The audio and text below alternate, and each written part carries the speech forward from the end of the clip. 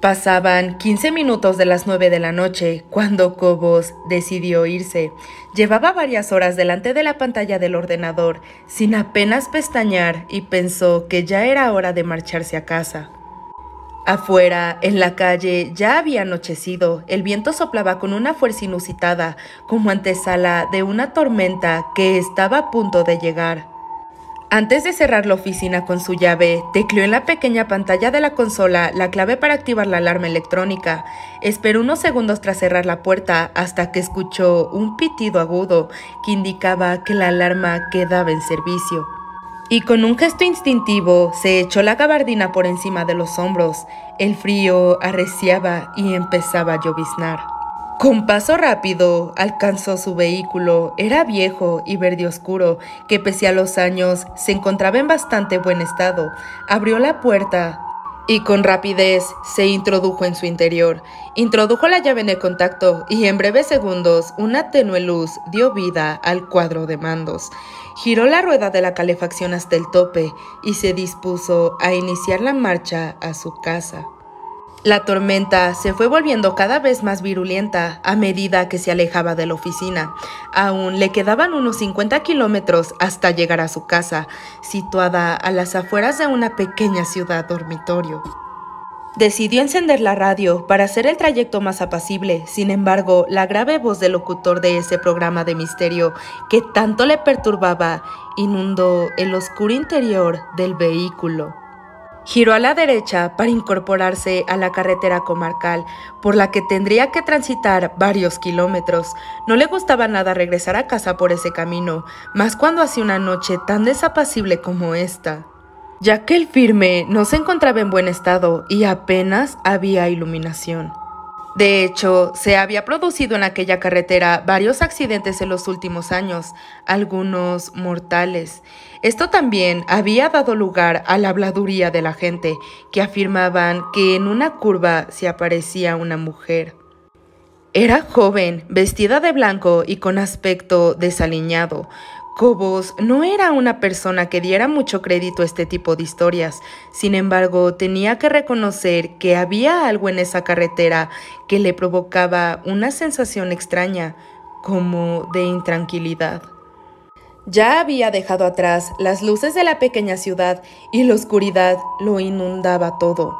Solo el resplandor de los faros delanteros era capaz de romper con la negrura de esa noche sin luna. De pronto, una sensación extraña se apoderó de él. Se dio cuenta que no se escuchaba ningún ruido, salvo la radio, el sonido del motor y los neumáticos sobre la gravilla. Decidió parar en el arcén, sin saber bien para qué ni qué se encontraría. Abrió la puerta del coche y salió. Afuera llovía copiosamente, pero apenas escuchaba algo más que el ruido del motor y el golpeteo de las gotas de la lluvia en el techo del coche. Se introdujo de nuevo en el vehículo e inició la marcha, sin haber despejado del todo ese hormigueo que tenía en el estómago. Su incertidumbre duró poco tiempo. Al mirar por el retrovisor interior del coche, se dio cuenta de que no iba solo.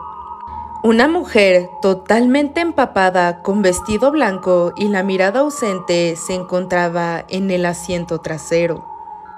Era imposible, pero se encontraba ahí mismo. El vehículo solo tenía 2 puertas y de ninguna forma se podía acceder a la parte trasera, salvo por la puerta del lado del conductor, ya que la otra se encontraba averiada desde hace varios días y no se podía abrir para nada. Su corazón empezó a latir aceleradamente, frenó en seco y con sus manos se tapó el rostro, con la esperanza de que todo fuera fruto de su imaginación. Sin embargo, al volver a mirar por el retrovisor, la figura seguía sentada en el mismo lugar. Cobos se giró y balbuceando le preguntó a la mujer quién era y qué hacía ahí. Sin embargo, esto no articuló palabra, su mirada seguía perdida. Dios sabe dónde. No podía ser, no podía estar ahí, no podía ocurrir que esta vieja historia de la mujer de la curva le estuviera ocurriendo a él. No creía en ese tipo de cosas. Decidió salir del auto y echar un vistazo desde afuera. Tenía que ser fruto de su imaginación. Asió la palanca de la puerta con la mano, dispuesto a abandonar el coche, y de repente sintió una fuerte presión en el cuello. Notó cómo dos manos frías, como el acero, le presionaban, impidiendo el paso del aire a los pulmones. Miró sorprendido por el retrovisor y la imagen que vio le provocó pánico. La mujer ya no tenía esa mirada fría y distante, sino todo lo contrario. Los ojos parecían que se iban a salir de las órbitas y reflejaban un odio que nunca había visto en ninguna mirada. Intentó zafarse de las manos de la mujer, pero le resultó imposible. Poco a poco, a medida que el oxígeno apenas llegaba a los pulmones, fue perdiendo la conciencia, seguro que se iba a morir.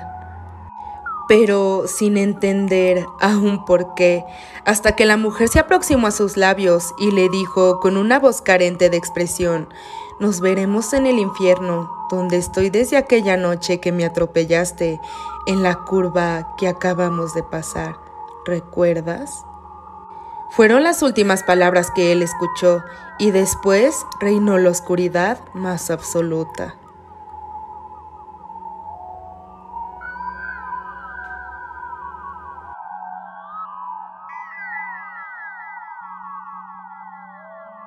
Mi tío siempre se caracterizó por el hecho de ver cosas sobrenaturales y sentirlas, pero un día tuvo un contacto más cercano con el más allá, con el diablo. Él falleció 7 días después de mi nacimiento. Al crecer, siempre que mi madre me dejaba sola en la casa, me la pasaba en llanto. Cada noche sentía una presencia. A veces, al abrir mis ojos, podía ver una sombra con cuernos que se burlaba de mí, y otras veces solo escuchaba cómo me susurraban cosas extrañas al oído. Fue así como la llegada de la noche se convertía en un infierno para mí, hasta que por fin fueron a hacer una oración. Creyendo que ya todo había terminado, una amiga de mi madre, quien le había dicho que veía una presencia maligna detrás de mí, murió 7 días después del nacimiento de mi hermano. Así que ya sabemos qué va a pasar.